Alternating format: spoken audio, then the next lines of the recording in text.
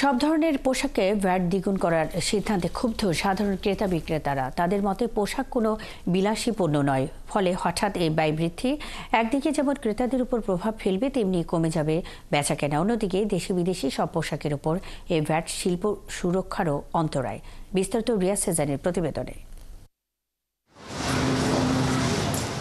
রাজনৈতিক অস্থিরতায় এমনিতেই ব্যবসা বাণিজ্যে মন্দা চলছে, তার উপর IMF এর শর্ত পূরণে সরকারের ভ্যাট বাড়ানোর ঘোষণা ব্যবসায়ীদের ওপর বাড়তি চাপ সৃষ্টি করেছে।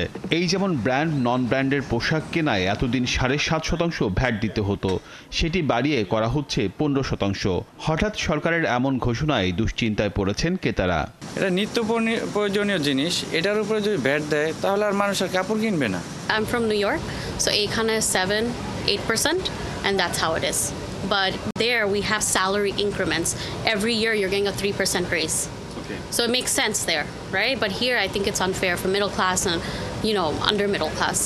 এমনিতেই মূল্যস্ফীতির চাপে বিক্রিতে ভাটা পড়েছে, তার মধ্যে সরকারের ভ্যাট বাড়ানোর এই সিদ্ধান্ত বিক্রি কমিয়ে দিতে পারে বলে আশঙ্কা বিক্রেতাদের। তারা বলছেন এতে সরকারের রাজস্ব বৃদ্ধি তো দূরের বিষয়, উল্টো হিতে বিপরীত হতে পারে।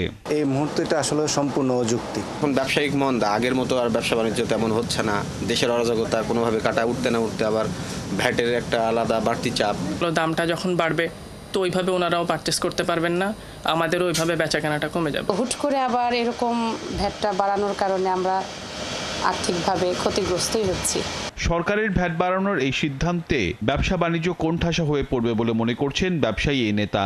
তার মতে রাজনৈতিক অস্থিরতা, মূল্যস্ফীতির চাপ ও ব্যাংক সুদ বাড়ায় এমনিতেই অর্থনীতিতে অস্বস্তি চলছে। কমছে জিডিপি প্রবৃদ্ধি ও বিনিয়োগ, ফলে নতুন করে ভ্যাটের বোঝা সুখকর হবে না। এটা একটা প্রচণ্ড নেগেটিভ একটা ইম্প্যাক্ট তৈরি করবে, কারণ ডিরেক্ট ট্যাক্সেশন বাড়ানোরও কিন্তু অনেক স্কোপ রয়ে গেছে। সো এইটার আমার কাছে মনে হচ্ছে সরকার আরেকটু ধীরস্থিরভাবে যদি জিনিসটাকে স্টেক হোল্ডারদেরকে সাথে নিয়ে বিশ্লেষণ করে তারপর আগায়, সেটাই বোধহয় মঙ্গল হবে। আদারওয়াইজ এই অ্যাগ্রেসিভ মুভটায় আমাদের একটা নেগেটিভ ইম্প্যাক্ট পড়বে। ব্যবসায়ীরা বলছেন সরকারের আয় বাড়াতে অর্থনৈতিক কর্মকাণ্ডে গতি বাড়ানোর প্রয়োজন।